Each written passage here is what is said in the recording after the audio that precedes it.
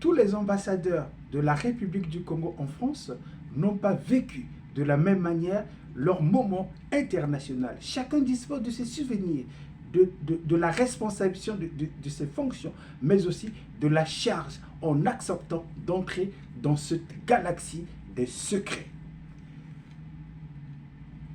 Nommé en 1980, son Excellence, M. Jean-Pierre Nono, a été non seulement l'ambassadeur de la République populaire du Congo en France, mais aussi le premier ambassadeur de la République du Congo auprès du Saint-Siège, c'est-à-dire du Vatican. En 1980, la République populaire du Congo est en quête d'améliorer son image internationale au regard des moments troubles vécus il y a 2 ans. Il y a 2 ans, c'était l'assassinat du président Marien Ngouabi en 1977 qui a occasionné une série de meurtres politiques et le paroxysme de la barbarie, de la bêtise humaine sous fond de violence politique. Place maintenant à l'amélioration de l'image de la République du Congo afin de poursuivre avec les missions de l'État, la continuité des services publics. Et la diplomatie, c'est l'univers par lequel tout se joue pour pouvoir améliorer la coopération, entraîner les nouveaux partenaires vers un nouveau visage et des nouveaux horizons. Et à cet égard, son Excellence Jean-Pierre Nono, ambassadeur de la République du Congo en France et aussi ambassadeur de la République populaire du Congo auprès du Saint-Siège, joue un rôle important dans la réconciliation entre la République populaire du Congo et le Vatican. En 1977, la République du Congo a perdu le cardinal Émile Biaïnda, l'apôtre du Christ, le pèlerin tombé sous le coup de la barbarie et de la violence politique. Et la réaction du Vatican a été implacable.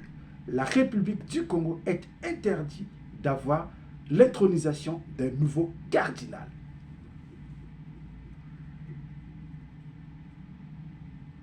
Toute la charge pour son Excellence Jean-Pierre Nono de plaider auprès du Saint-Siège afin que la République du Congo revienne sous le chemin qui le caractérise, le havre de paix. Car la République du Congo a été consacrée le 15 août 1960 au cœur de l'Immaculée Conception, à l'instar des grands pays historiques qui sont consacrés au niveau des saints personnages.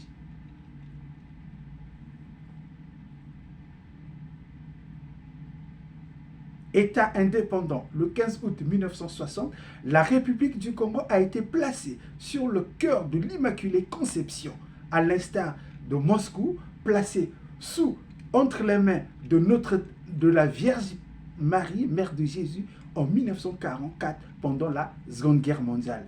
Rio de Janeiro, confié sur les collines de Jésus Rédempteur au Brésil. Paris, confié à Notre-Dame, à Marie de Madeleine et au Sacré-Cœur de Jésus. Et suivant cette tradition, la République du Congo, qui a eu son indépendance le 15 août 1960, le jour de l'Assomption, a été élevée dans les mains de l'Immaculée Conception pour devenir un havre de paix. Toute la charge de son Excellence, M. Jean-Pierre Nono, de rassurer le Vatican que la République populaire du Congo à l'époque reviendrait sous les clous de la tradition, du respect de la vie humaine, du partage, de la solidarité et du pardon. Le travail de son Excellence Jean-Pierre Nono auprès du Saint-Siège n'a pas eu d'effet tout de suite. 2 ans plus tard, en 1982, le pape Jean-Paul II, le grand pape, a fait son périple africain vers la République démocratique du Congo, à l'époque le Zaïre, avec une escale à Brazzaville.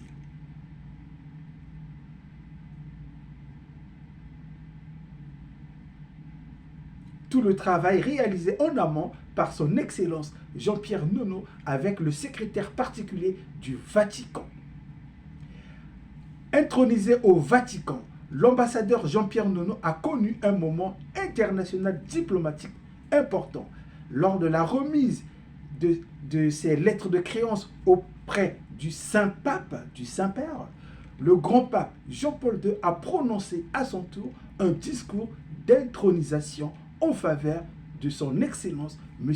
Jean-Pierre Nono, ambassadeur de la République du Congo en France, cumulativement avec ses fonctions de ambassadeur de la République du Congo auprès du Saint-Siège, c'est-à-dire du Vatican.